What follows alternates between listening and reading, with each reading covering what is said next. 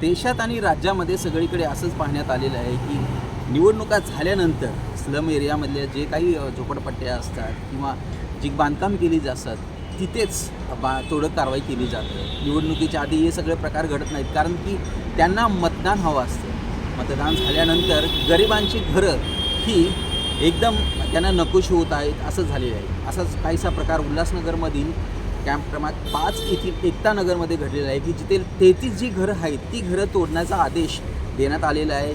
या आदेशाच्या विरोधामध्ये तेथील स्थानिक रहिवाशांनी कोर्टामध्ये देखील न्याय मागितला होता। कोर्टाचं जे सध्या न्यायालयीन प्रविष्ट असताना देखील महानगरपालिकेच्या माध्यमातून तिथे तोडक कारवाई करण्याची आदेश काढण्यात आलेले आहे। या संबंधित बोलताना स्थानिक जे नागरिक आहेत त्यांनी सांगितले की कशा प्रकारे हे सगळं तोडण्याचं एक षडयंत्र रचण्यात येते आहे, कारण की निवडणुकीच्या आधी खासदार श्रीकांत शिंदेने देखील सांगितले होते की इथे तोडक कारवाई केली जाणार नाही, परंतु आता तोडक कारवाई केली जाणार आहे। गेल्या 2025 पासून आमच्या कष्टकरी दलित आदिवासी संघटनेच्या माध्यमातून ही जी 31 घरं आहेत जी बाधित होत आहेत असं नगरपालिकावाल्यांचं म्हणणं आहे। त्या संदर्भात आम्ही आमच्या संघटनेच्या वतीनं प्रांत कार्यालयावरती मोर्चा काढला होता। त्याच्यानंतर आम्ही उपोषणाचं पत्रही दिलं होतं। त्यांनी आम्हाला माननीय प्रांत अधिकारी शर्मा साहेब यांनी आम्हाला एक लेखी पत्र दिलं की 2016च्या जी आर प्रमाणे आणि 2006च्या उल्हासनगर महानगरपालिकेच्या हद्दीमध्ये येणारे जे अतिक्रमण आहे जे बाधित होत आहेत त्या संदर्भात तुमची घरं नियमाकुल करण्याचा जो प्रस्ताव आहे तुम्ही महानगरपालिकेला दाखल करा।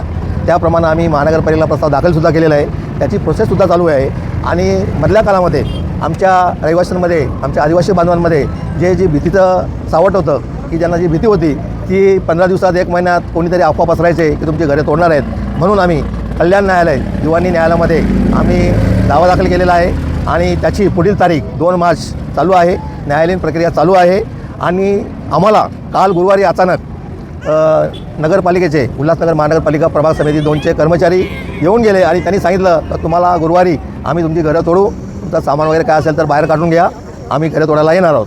त्यानंतर आम्ही ताबडतोबीनं काल सगळ्या संबंधित विभाग जे आहेत आम्ही धीरज चव्हाण साहेब आहेत ॲडिशनल कमिशनर त्यांना भेटण्याचा प्रयत्न केला। परवा आम्ही आयुक्त मॅडम आहेत ते वेळेअभावी आम्हाला भेट होऊ शकली नाही, परंतु आम्ही धीरज चव्हाण साहेब आहेत त्यांच्याशी अर्धा तास डिस्कशन केलं। आमचा संपूर्ण आम्ही जो पत्रव्यवहार केलेला आहे त्याची संपूर्ण माहिती दिली, त्यांचा पत्रव्यवहार केला। त्याच्यानंतर DCP साहेब जे आहेत DCP साहेबांबरोबर आम्ही आमची मागणी आहे की जोपर्यंत आमचं पुनर्वसन होत नाही, आम्हाला आमच्या लोकांना पर्यायी घरं किंवा जागा उपलब्ध करून देत नाहीत तोपर्यंत आमची घरं त्यांनी तोडू नयेत, खाली करू नयेत आणि न्यायालयीन प्रक्रियेचा सुद्धा त्यांनी मान ठेवला पाहिजे जेणेकरून त्यांच्यावरती कोर्ट ऑफ कंडक्ट होऊ शकेल।